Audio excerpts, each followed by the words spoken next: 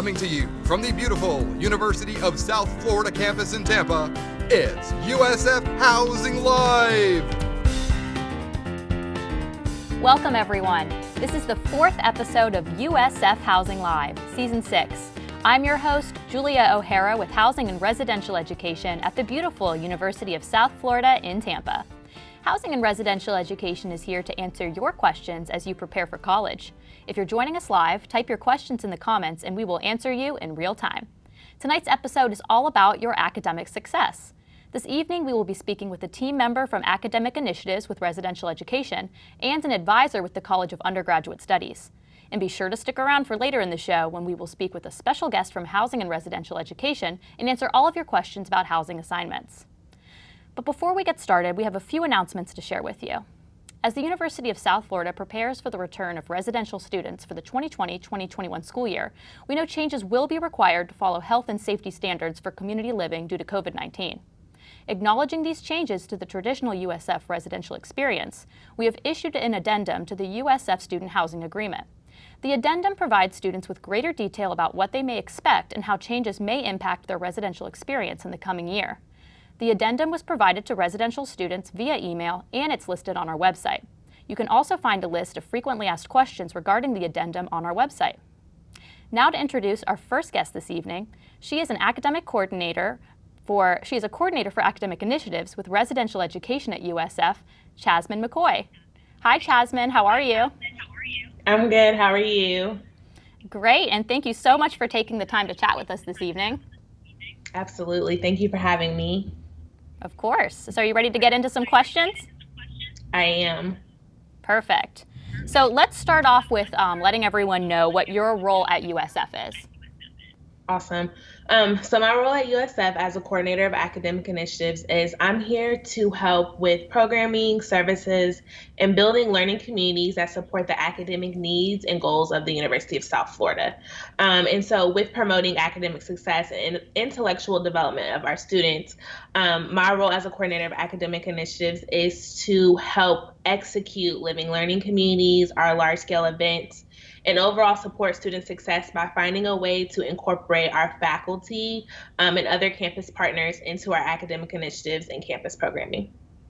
Perfect.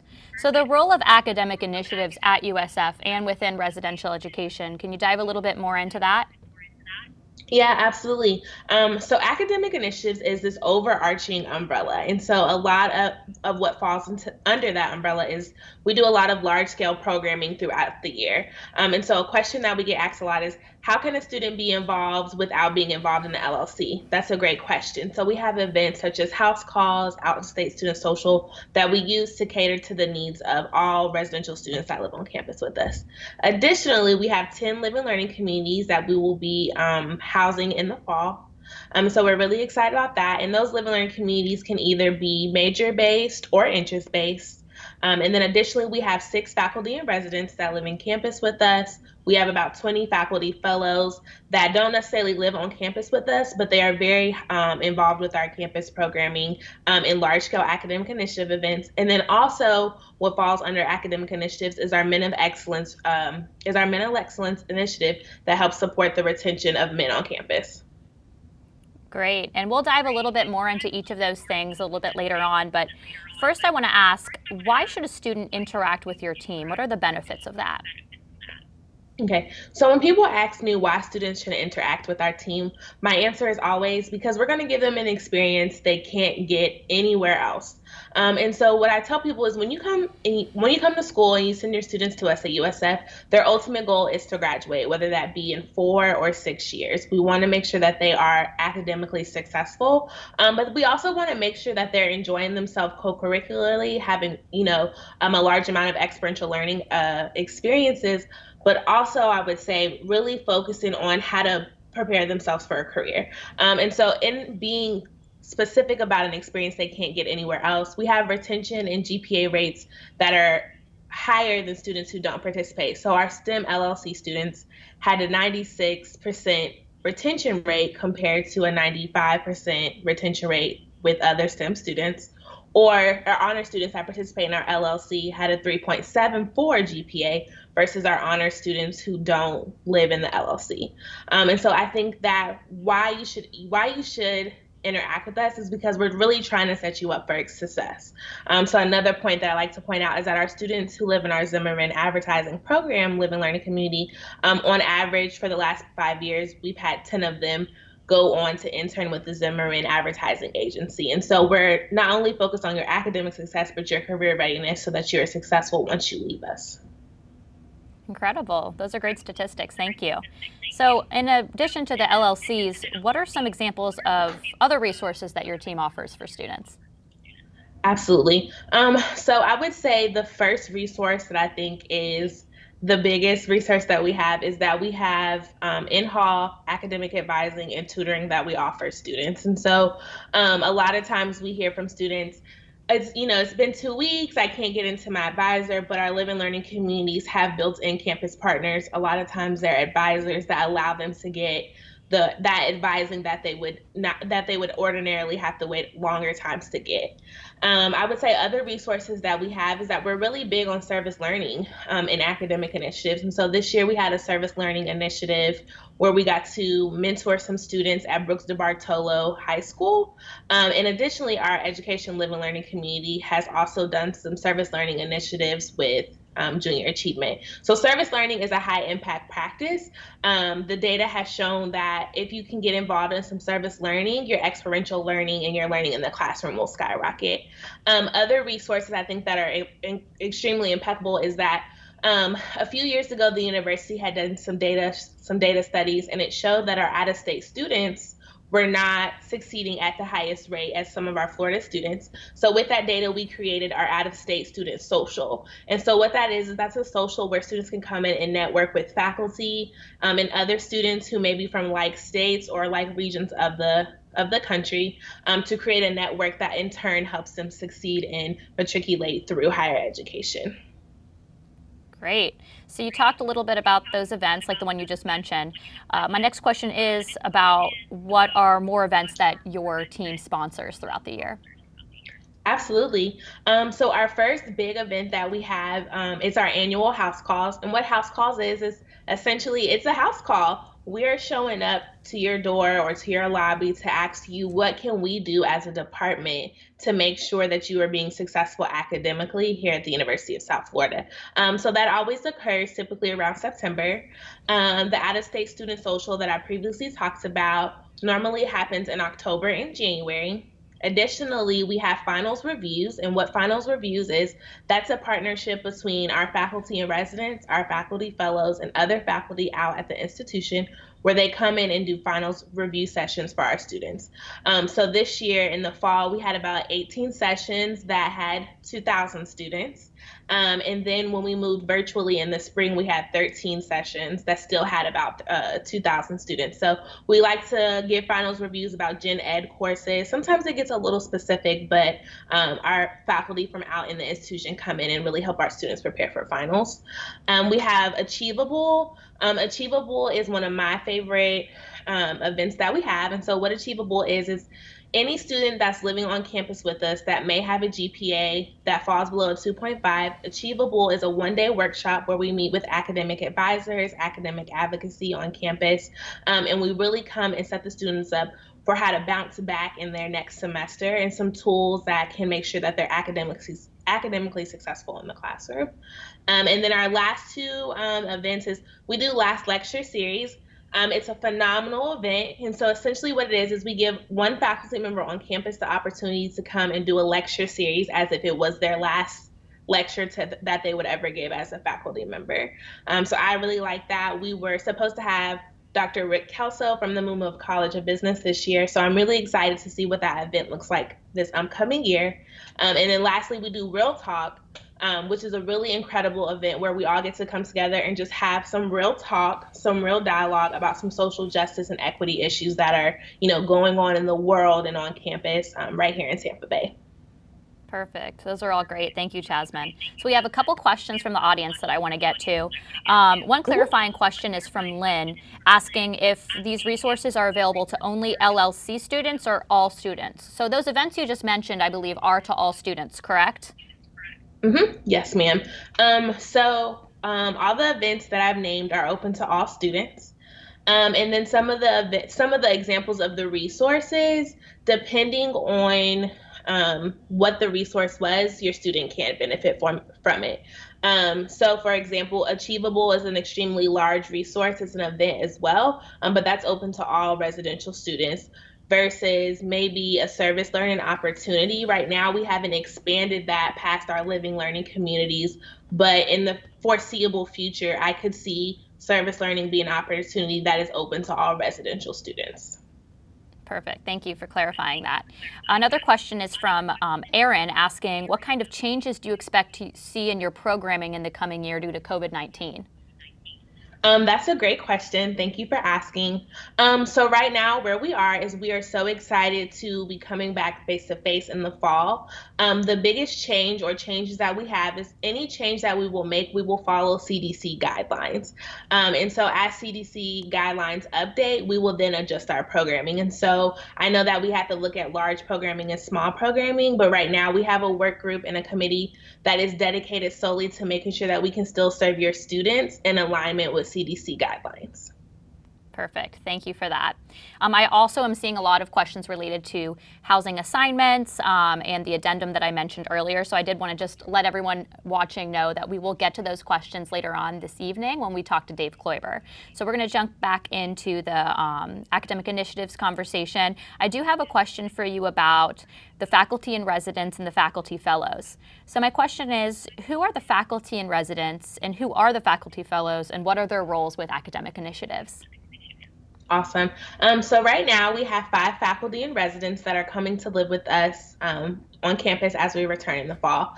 And essentially the biggest distinction between faculty in residence and faculty fellows is that our faculty in residence actually have apartments in the residence hall communities. And so as we give them apartments, it gives them the opportunity to host office hours. They also get to host their own academic and social events, and it also gives the students, a real one-on-one connection, mentorship type of relationship with the faculty as you get to see them in their purest and most transparent form as they also live in the residence hall. So right now we have 5 faculty in residence. We have Dr. Michael Cross, who's coming to us from the Honors College. He lives in the Magnolia Apartments. We have Dr. Rick Kelso, who comes to us from the Department of Marketing in the Mumma College of Business, who lives in Maple Hall. We also have Dr. Makut Madawal, who comes to us from the College of Public Health, and he is assigned Beta Hall. We have Dr. Frank Pirtle III, who is part of the Department of Mechanical Engineering, and his community is Horizon Hall. And then we have Dr. Tangela Searles, who is assigned to the Department of Women's and Gender Studies. She works in the Department of Women and Gender Studies, and she works with our Summit Hall community. So those are our faculty residents. And then outside of our faculty and residents, we have our faculty fellows. We have about 20 faculty fellows that over a wide range of disciplines at the institution. And I think the unique thing about faculty fellows is a lot of them you will see partner with us in finals reviews, and you may see them at the hub eating with our students. You can see them coming into the halls. Like Dr. Canis does a really great vision board program with our accounting students and our Bulls business community. Or I know Dr. Fields has come in with our rising health professionals and medical students and done some how to make candy with Dr. Fields. So they come into the halls and do programming, but you also see them out in the community together. That's great. Thank you, Chazman. So the last question I have for you tonight, who can students reach out to if they want to take advantage of these resources or learn more about what academic initiatives have to offer? Awesome. So if students want to reach out and learn more, I would say the best way to get a hold of us is to email us at livinglearning@usf.edu. When you get to campus in the fall, I think the best resource is to reach out to your resident assistant or community manager on your floor, and also utilize your residence life coordinator that runs your hall that you live in. Perfect. And now we do have another question from the audience before we go. Lynn's asking, how do we access faculty and residents if there are no guests allowed in dorms? I'm assuming that that would be following CDC guidelines, maybe sitting 6 feet apart in a meeting room or a virtual setting. Do you have any idea of what that will look like so far? Yeah, absolutely. So to access a faculty and residents, so you don't actually technically, faculty and residents don't only program in the building. So they go out into campus and they program with each other. They program with students, they teach classes. And so I think the best way to access faculty and residents is to be on the lookout for those events that we are planning in alignment with CDC guidelines, but also utilizing faculty and residents office hours. So although they don't only offer office hours in the residence hall, they also offer them outside into campus. All of our faculty and residents, you can reach out and set up personal appointments for them. They do have offices out in the campus community that I think really helps them get out and mingle. But also they do come out of their buildings and program with us and visit other communities, especially with our larger scale events.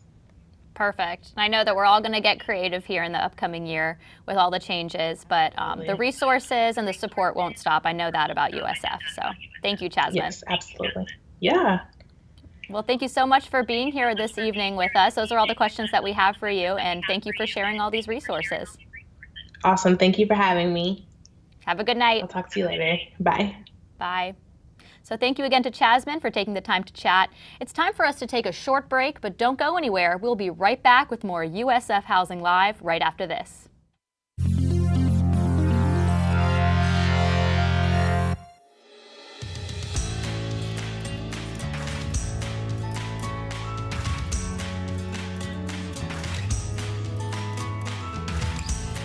Welcome to the University of South Florida.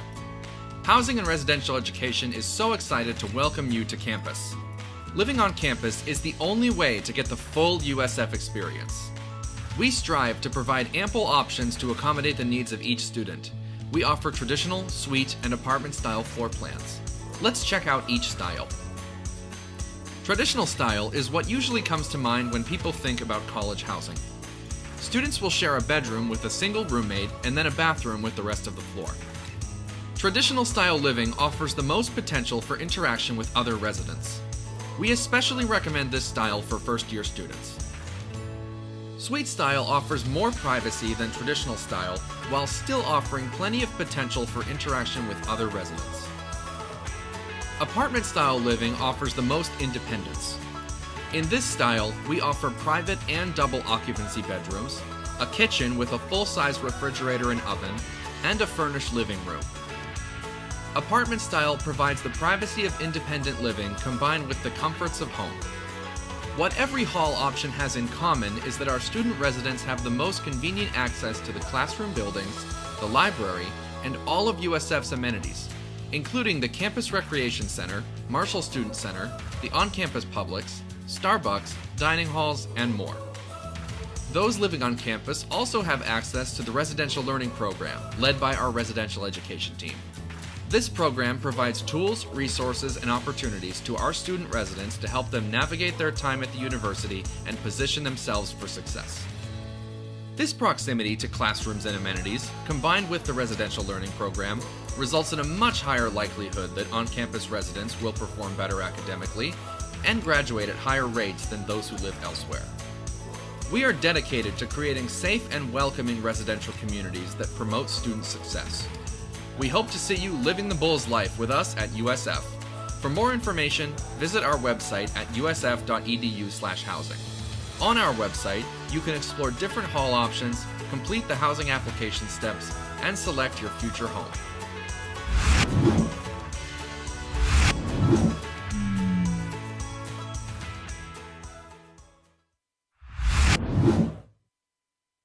Welcome back. I'm Julia O'Hara, and if you're just now joining us, this is USF Housing Live, and we're here to help you prepare to live the Bulls life at USF. Ask us your questions in the comments, and we will answer you live on the show. Our second guest this evening is an ECM advisor and adjunct instructor with the College of Undergraduate Studies at USF, Shane Combs. Hi, Shane. How are you? I'm doing fantastic. Thank you for having me. Thanks for being here. Are you ready to jump into some questions? I am. Okay, great. Well, let's start off with letting the audience know what your role is at USF and with the Office of Undergraduate Studies. Yeah, so I am the Exploratory Advisor. The Exploratory program at USF is a first-year only program from students coming from high school. It allows you to try a variety of academic and professional pathways while staying on track for a timely graduation. Our goal with the program is to teach you not only how to choose a major, but how to make a choice. Students often forget that once you're in your major, you have to define yourself within that major. When you graduate, you're going to have to choose an employer. And who knows, 20, 30 years down the line, you may choose to have a career switch. So how do you do that while still building on the success of your past accomplishments? Perfect. And what should a student consider when choosing a major? I know there are many things to consider, but can you give a little overview of that? Yeah, so you nailed the first part that makes it difficult is there is no single answer, right? A lot of it is based on what the student values. But what's amazing about a place like USF where we have 87 different majors is you can find a major that fits your values. For example, a lot of students find comfort in broad majors that give you room to grow after graduation, like psychology or business. Conversely, other students may find comfort in a more linear major like engineering or nursing, where the name of your future career is in that exact degree. And then some students will value the ability to customize. We have majors here like interdisciplinary social sciences and health science majors, which are some of our most customizable on campus. That being said, I do have a few tips that I do think everyone should hear. So first, even in high school, we're pretty aware of our main academic strengths. For example, if you do not love math, you really should not think about an engineering degree. And when I say love math, I mean not that you can pass a math test, but that you stay up at night and do math problems for fun, because that is what your life is going to be for the next 4 years here at USF. So one piece of advice I can give to all students is you should engage with our Career Services Department. They offer a variety of personality and value career assessments that can help you choose your major, and you can do it even before you've attended orientation. All USF students can get this for free. However, right, the other side of that coin is also be open to new experiences. There are things at college that you're not going to be exposed to in high school, right? In high school, you're not going to be able to study behavioral health care with a concentration in children's mental health. You're not going to be able to study gender studies or information sciences or social work. So please be open to the fact that there may be new majors that you're unaware of here. And finally, and most important, is try very hard to resist that social and family pressure. And again, I know that's difficult. I went through it myself, but at the end of the day, your family is not going to take your classes for you. Your friends are not going to do your job for you. You have to pick something that you enjoy and that you're good at. That's great advice. Thank you, Shane. So how often should a student see their academic advisor? The answer to that is early and often. One thing to keep in mind is that USF is a very large university. We have over 30,000 undergraduate students alone. That's more undergraduate students than people I have in my hometown. Right? So here at USF, we know that in September and August, it's going to take about 2 or 4 weeks before you'll be able to see an advisor for one of those one-on-one appointments. In October and November, it could take 4 to 6 weeks. All right? And those are times that we know are stressful due to midterms and finals. So if you see your advisor early, you can build that relationship. And then when you have an emergency later in the semester, maybe you can just email them instead of waiting that 3 to 6 weeks to see them for an appointment. And how does a student get connected with an advisor initially? Yeah, so we debuted a new reservation system a few years ago. It's called Archivum. Everyone has it in your My USF account, and it's just like making a dinner reservation online. You just open up the person you want to meet with, you look at their calendar, and you pick a date and time that does match your life needs. However, one thing I should tell all students you should know, advising hours are Monday through Friday, 9 a.m. to 5 p.m. Weekends are our time. Okay. And how does a student go about changing their major? Again, that can greatly depend on major. Some majors can be changed with an online form. Some majors, like business, require an in-person change. Some majors like engineering require a series of classes that must be passed before you can declare those majors. And then we even have a major nursing that requires an in-person interview and application before you start the upper division in your junior year. So it kind of is different for everybody, I guess, depending on what you're changing to or from. Exactly. And so with that, what are some challenges that come along with a major change? Yeah, I think the main challenge is kind of what I was outlining. I think students underestimate the differences in major changing policy. So my biggest advice is to always do your research before you spend a year thinking you're going to do something. We have so many students who said to themselves, I'm going to become a business major. I'm going to become a psychology major. And over that year, we're not engaging with their new majors, and therefore we're surprised that they weren't able to switch. So even if you have a small inkling that you're thinking about changing major, go use that archivum system, meet with that new major, and make sure you understand what needs to be done. Perfect. So we do have a question from a viewer named Aaron. How can an incoming student change their major before fall? Yes, so there are a few things that you're going to want to do. The first is you're going to want to contact whatever that new major is going to be. Again, we have to find out if there are some sort of prerequisites or paperwork that needs to be changed. So it all starts with that meeting. Now, after that, it becomes pretty easy. Depending on your major, but you really need to go out and find that information first about the major you're trying to change to. Great. And how can students best position themselves for success, in your opinion? Yeah, so succeeding in college is not as easy as it used to be. Our USF students are called on to be much greater than we were in our undergraduate years. So there are some things that young students have to consider now that, you know, myself or their parents never even considered during their college years. And those are things like being mindful of your physical and mental health, right? You don't need to be a gym rat, but we know from research, right, because we go to a research institution, that blood flow and fresh air helps the brain. Some other things you're going to want to do is engage in these high-level experiences like student clubs and internships before your junior year. You're also going to want to try to connect with the campus community and the greater Bay Area community. And I think the most important message I have for all my students is never underestimate your self-worth. You know, at an institution like USF, you can start to change the world around you day one. You do not have to wait to get that degree to have an impact. I have students who are 18, 19 years old making a difference in the world right now. That's great advice. Thank you, Shane. And thank you again for taking the time to speak with us this evening. That's all the questions that I had for you, but thank you again for taking the time. My pleasure. Have a good night. You too. Thank you again to Shane for that valuable information. Next, we'll be speaking with a team member from USF Housing and Residential Education. Comment your questions and we will answer you right after this short break.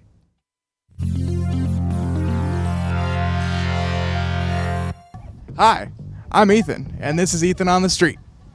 What's your name? I'm Kyle. Casey. My name is Sean. My name is Taylor. Alex. I'm gonna ask you some questions, and if you'll get them right, you get a water bottle. Sound good? Great. Awesome. So, the way this works is I'm gonna ask you a question, and your opinion has to be the same as mine. Okay? All right. So, who's your favorite superhero? The Hulk. The Incredible Hulk? Oh. That's a water bottle. Would you like to be interviewed for a water bottle? All right. Okay, no problem. Thank you. Have a good day. So, why did two bulls get in a fight?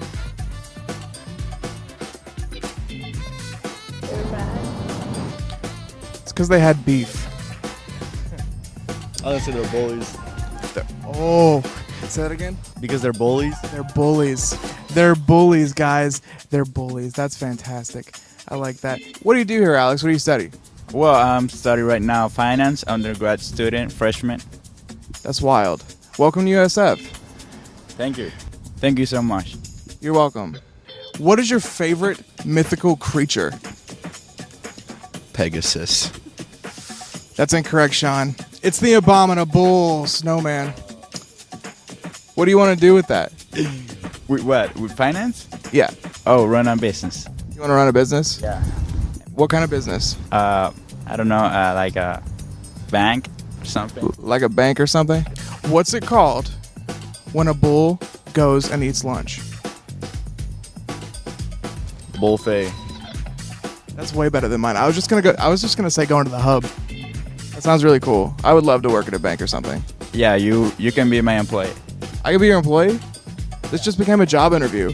Yeah, I will hire you. Okay, do you have any interview questions for me? What's your GPA? What's my GPA? Well, I'm on camera, so...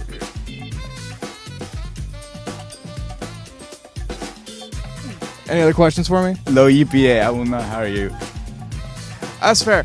Hey, hi, would you like to answer some questions for a water bottle? Not really. Okay, they don't really want to, but that's okay. No problem. Thanks for filming.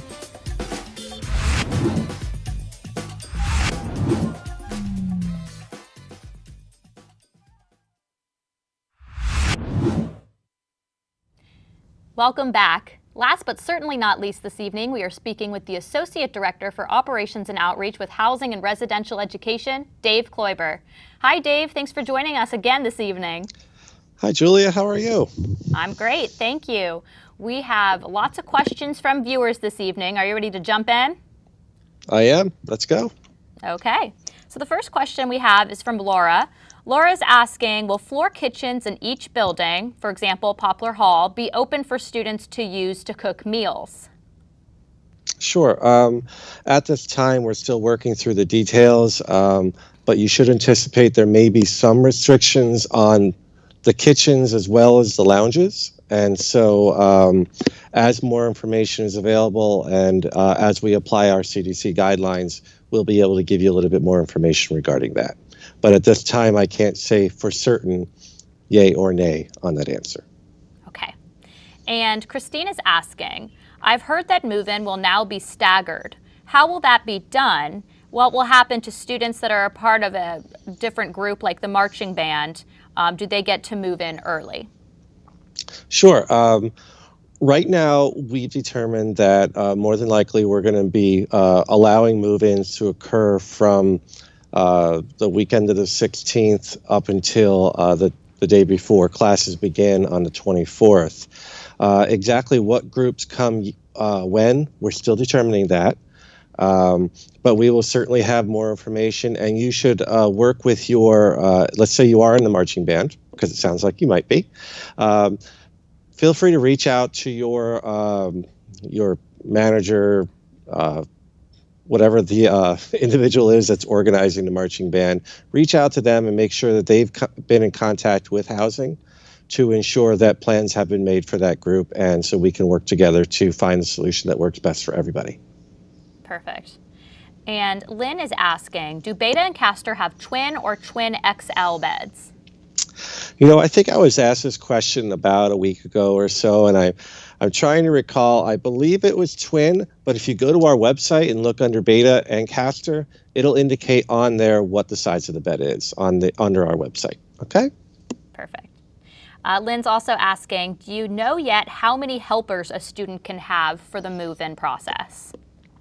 Yes, I believe we're looking at allowing 2 helpers. And so this will be kind of the one waiver to our visitation policy that we posted in the addendum last week. During move-in, you will be allowed to have a visitor who's going to be helping you move in, but we have to limit it to no more than 2 per person. Okay. Brooke is asking, what is the current plan for having visitors in the residential halls?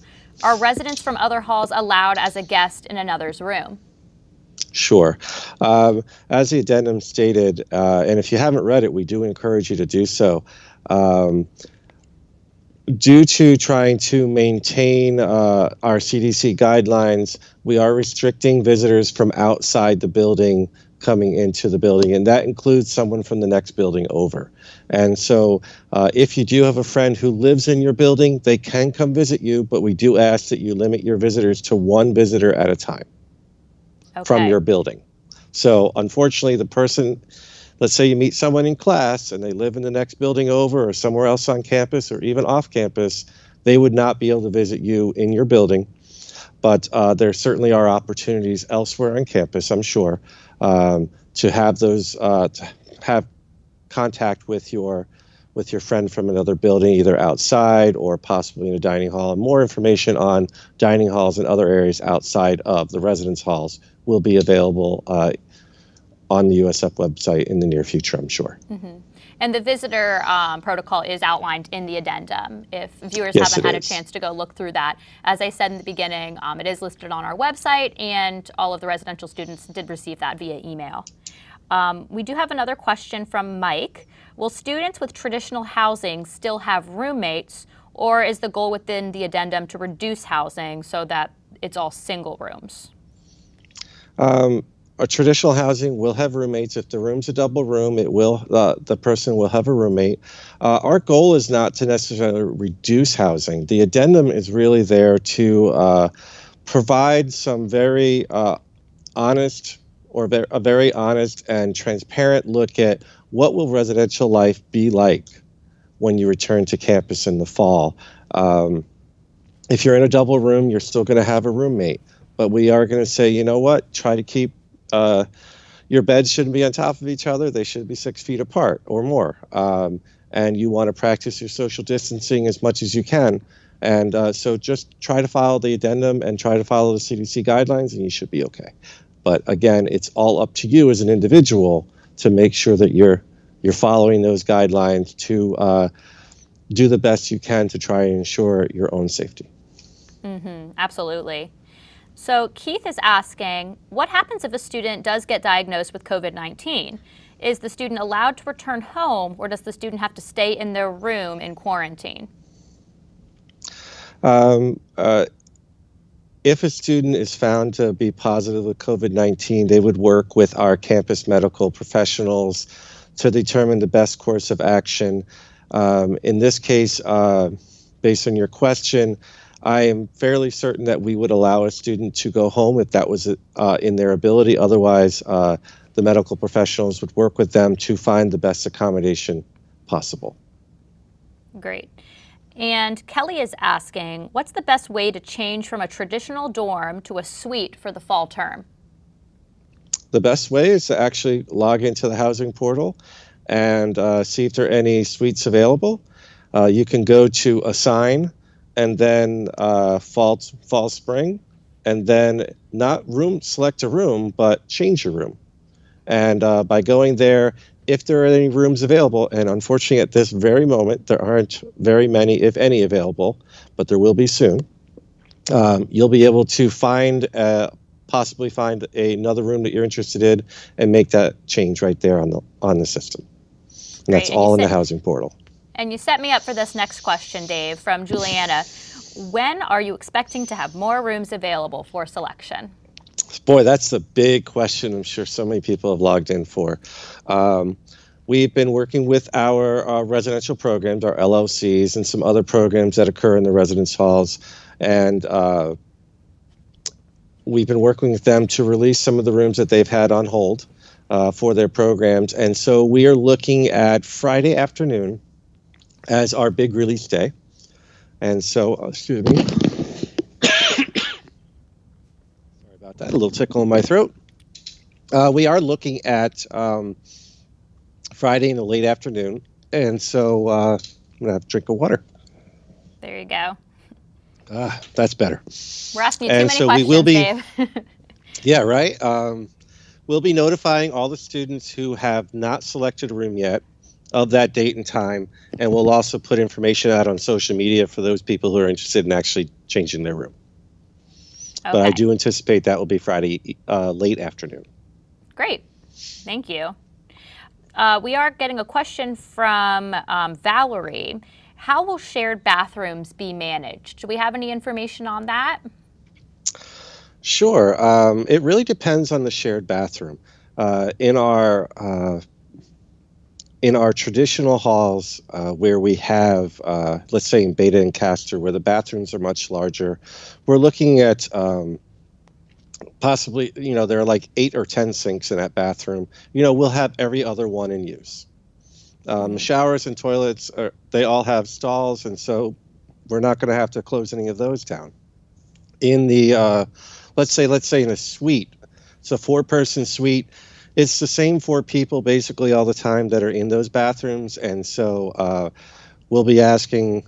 They're single-use bathrooms essentially, and so outside of the cleaning that our staff will be doing on a weekly basis in the suites, we will be providing some instruction on how to wipe down surfaces, how to keep your own areas as clean as possible.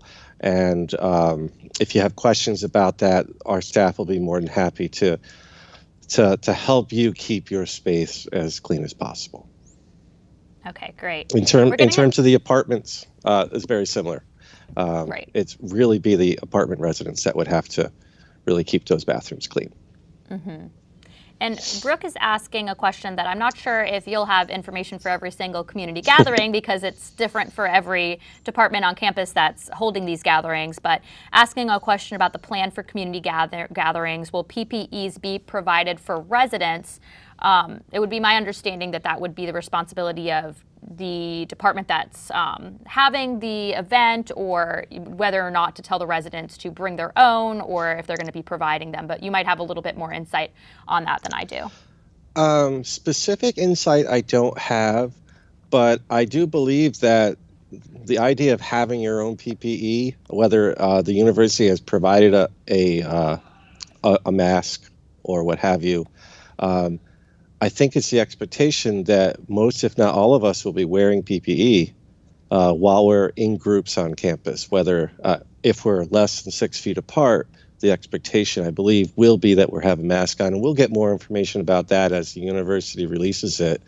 But right now, that is a CDC guideline, and so I assume it's going to be in effect. So my guess is you'll already have some PPE that you probably should bring with you, just in case the event isn't supplying it. But more information about that should be provided as the events are announced. And I really don't even know what the size of an event could be at this point.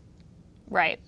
As we were talking about with Chazman earlier, that academic initiatives specifically will be following CDC guidelines throughout all of their events.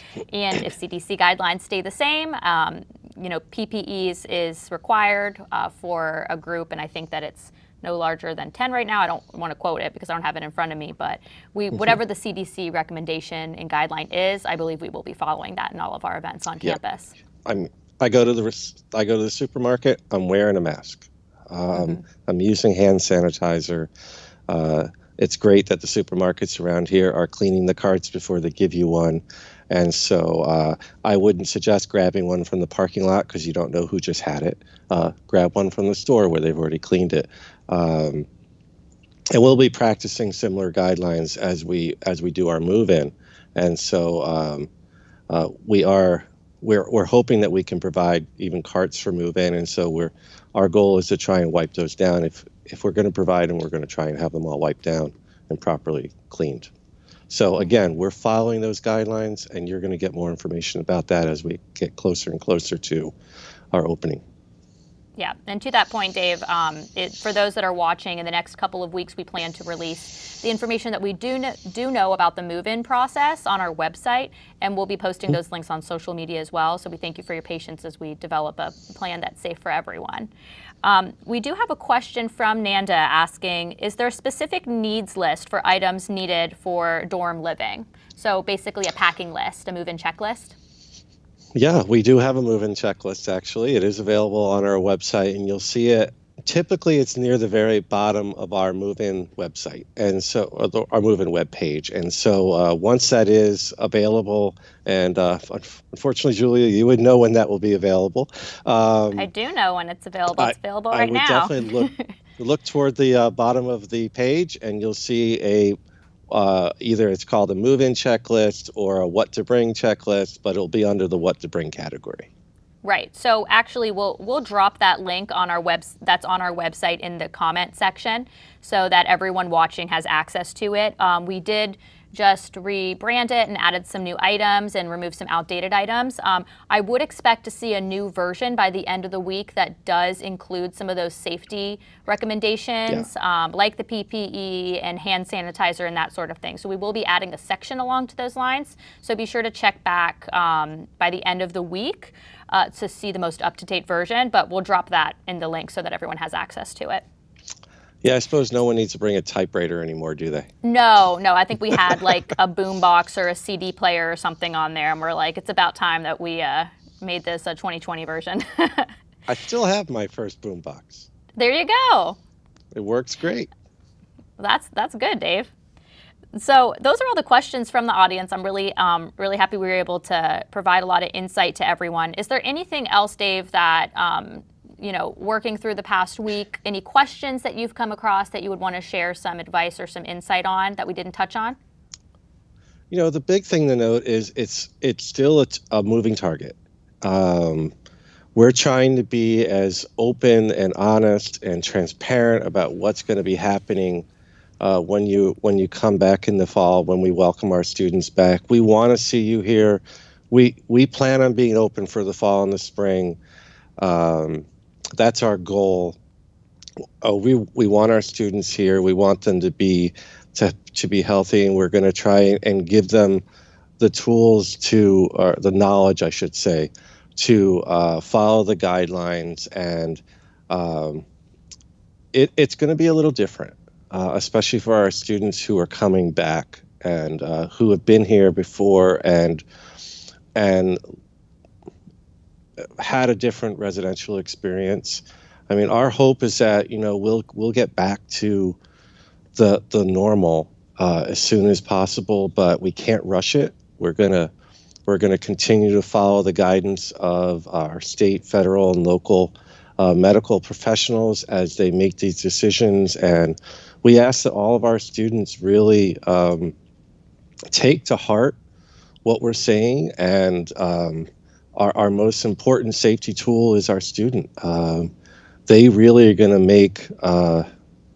make their experience what it is. And there are lots of different ways, and we've all been exploring these ways over the last, what I think someone told me, 14 weeks. And,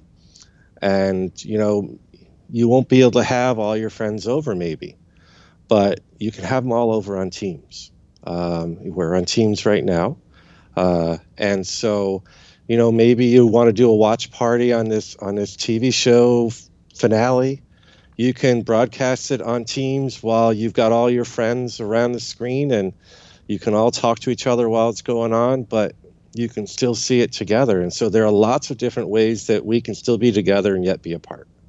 And I think that might be some of the theme for the fall, but we're going to get through all this as a community, and hopefully we'll come out stronger and better for it.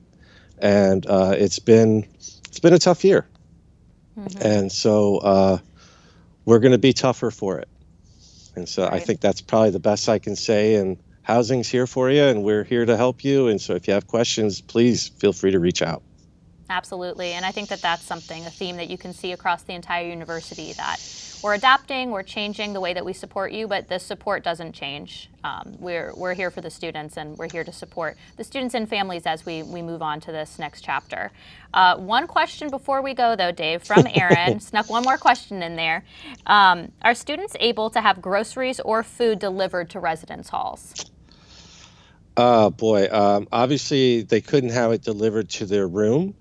I don't think that we are going to prevent people from being able to meet a delivery person outside of the building, which is no different really than what we did with food deliveries before. The pizza guy or whatever couldn't come to your door and deliver your food, but they could come down to you could go down to the lobby, go out the front door, get your food, and then go in. So I imagine that will still be available. We do have an open campus, but that would count as a visitor, and they wouldn't be permitted to come into the building. Right. So I believe that would be the answer, but certainly ask that question before you request to have groceries or food delivered to your building. Yeah, that is a good question. Okay, well, thank you, Dave. I appreciate your time this evening and all your expertise. It's always been a pleasure to help out Housing Live, and I look forward to more opportunities in the future. I'm sure we'll have you back soon. Thanks, Dave. Have a good night. You too. Well, thank you again to Dave for taking the time to speak with us. And if you have more questions about living on campus at USF, please email us at housing@usf.edu. Before we go, I want to invite our viewers to join us for our next episode, New Student FAQ, on Wednesday, June 24th at 7 p.m. Eastern. You can watch on our Facebook or YouTube page, the USF Class of 2024 Facebook group, or the USF Parent and Family Engagement Facebook page. USF Housing Live is produced by Housing and Residential Education at the University of South Florida in Tampa. Our motto is best place to live, best place to work, and best place to learn. Thank you to tonight's guests, Chazman McKoy, Shane Combs, and Dave Kloiber, for joining me this evening. Thank you to our production crew, to you, our viewers, and of course, there's always just one last thing. Go Bulls! Good night, everyone.